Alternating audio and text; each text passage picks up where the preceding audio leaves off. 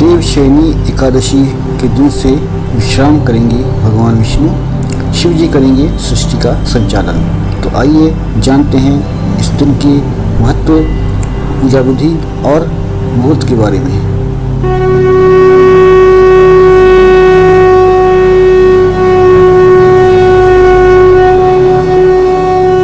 धार्मिक मान्यताओं के अनुसार भगवान विष्णु हर साल आषाढ़ माह के शुक्ल पक्ष की एकादशी से विश्राम करते हैं। इस एकादशी को देवशयनी एकादशी के नाम से भी जाना जाता है। इसके बाद भगवान विष्णु कार्तिक माह के शुक्ल पक्ष की एकादशी तिथि पर जागते हैं। इस साल भगवान विष्णु 118 दिन तक विश्राम करेंगे। भगवान विष्णु के विश्राम करने से सभी तरह के मांगलिक कार्य रुक जाते हैं। इस अवधि को ही चतुर्मास भी कहा जाता है।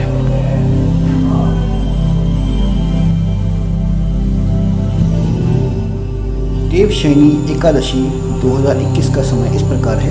देवशयनी एकादशी मंगलवार जुलाई 20, 2021 को है। एकादशी तिथि प्रारंभ जुलाई 19, 2021 को 9:59 PM है। एकादशी तिथि समाप्त जुलाई 20, 2021 को 7:17 PM है और पारण तिथि द्वादशी समाप्त होने का समय 4:26 PM से रहेगा।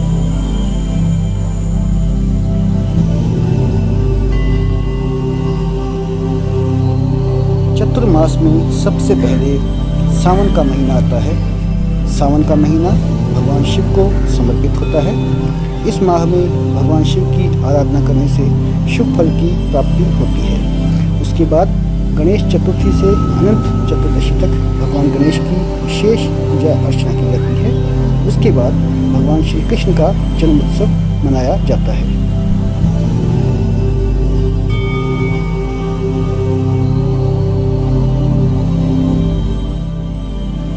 जब भगवान विष्णु ने वामन अवतार लेकर बलि से 3 पग भूमि मांगी, तब 2 पग में पृथ्वी और स्वर्ग को श्रीहरि ने नाप दिया और जब तीसरा पग रखने लगे तब बलि ने अपना सिर आगे रख दिया।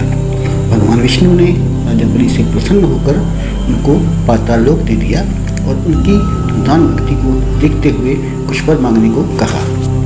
बलि ने कहा, हे प्रभु, आप सभी देवी देवताओं के साथ मेरे पाताल लोक में निवास करें। और इस तरह श्रीहरि समस्त देवी देवताओं के साथ पाताल चले गए।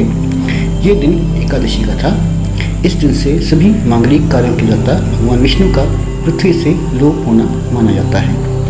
ब्रह्मवैवर्त पुराण के अनुसार एक अन्य प्रसंग में एक बार योग निद्रा ने बड़ी कठिन तपस्या कर भगवान विष्णु को प्रसन्न किया और उनसे प्रार्थना की, भगवान, आप मुझे अपने अंगों में स्थान दीजिए। लेकिन श्रीहरि ने देखा कि उनका शरीर तो लक्ष्मी के द्वारा अधिष्ठित है। इस तरह का विचार कर श्री विष्णु ने अपने नेत्रों में योग निद्रा को स्थान दे दिया और योग निद्रा को आश्वासन देते हुए कहा कि तुम वर्ष में 4 मास मेरे आश्रित रहोगी।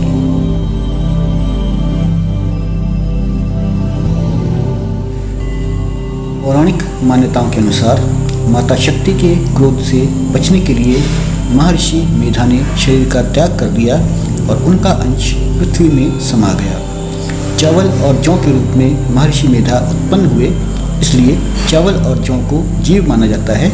जिस दिन महर्षि मेधा का अंश पृथ्वी में समाया उस दिन एकादशी तिथि थी, इसलिए इनको जीव रूप मानते हुए एकादशी को भोजन के रूप में ग्रहण करने से परहेज किया जाता है ताकि सात्विक रूप से विष्णु प्रिया एकादशी का व्रत संपन्न हो सके।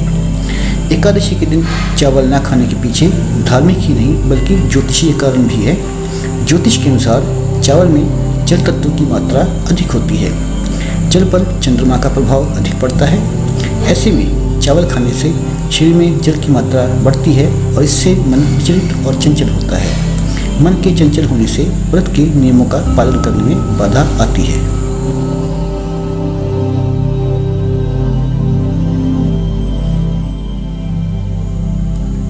देवशयनी एकादशी व्रत की शुरुआत दशमी तिथि की रात्रि से ही हो जाती है।